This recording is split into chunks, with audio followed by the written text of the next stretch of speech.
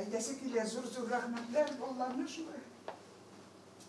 Йөрәк һаман да яралы. Бу балалар да тораган бәлә турында искә төшерүгә төркем җитәкчесенең күңеле тула. Без беребез Казанда булганыбыз юк, укытучылар да булганы юк, мин үзем дә булганым юк. Беренче мәртәбә балалар да беренче мәртәбә килделәр Казанга. Бик зур рәхмәт барыгызга да.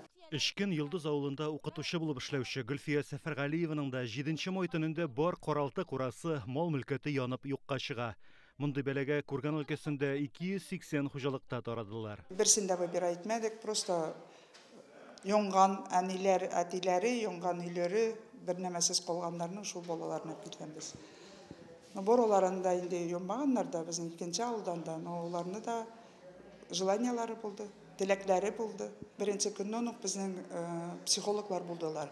Олар эшләделәр әти-әниләре белән дә, и балалар белән дә. Бор иде шундайым булар, койсылары бик куркканнар, олар пожарның үзендә үк булганнар. Койсы болар.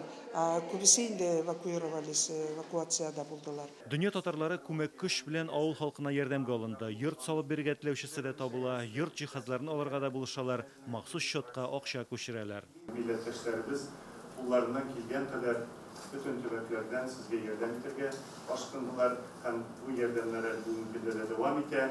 Алар берсә инде менә без хәзер июнь аеннан башлап төзелеш эшләренә керешәбез. Алар берсә сез кайтуга инде бәлки кайбер өйләр дә калкып чыгар Йолдыз авылында. Өлкәннәр төзелеш башлау, документларын барлау белән мәшгуль булганда, бу үсмерләр балачак мәшәкатьләренә чумачак. 8 июльгә кадәр аларны Актанышның бүләк лагерында ял итәргә чакырдылар. Мондый тәкъдимне аларга Татарстанның мәгариф министры ясый, исемлектә 30 бала. Безнең министрыбыз Илсур Гәрәй улы Хәдиуллин да безгә шул ук төнле шалтыратып, Йолдыз мәктәбенә без ничек булыша алабыз дип әйтте. Шуннан соң без инде менә шушы лагерьлар, безнең 1 июньнән лагерьлар башланып китә һәм менә сезнең укучыларыгызны менә шушы лагерьларга без чакырырга дигән карар килдек. Әлбәттә инде без моны үзебез генә эшләп чыга алмас идек. Бары тик безгә конгресс татар булышты, юл чыгымнарын музейларда булдыгыз, Казан Кремлен карадыгыз, экскурсия оештырдылар. Лагерьда мин татар телен өйрәнүгә басым ясар идем, аны ныграк беләсе килә. Авылда ярты халык урысча аралаша, шуңа телебездә күбрәк русча ачыла. Меня ошады экскурсия емне булды, интересно, бик ошады озеро, экскурсовод бик әйбәт сөйләде.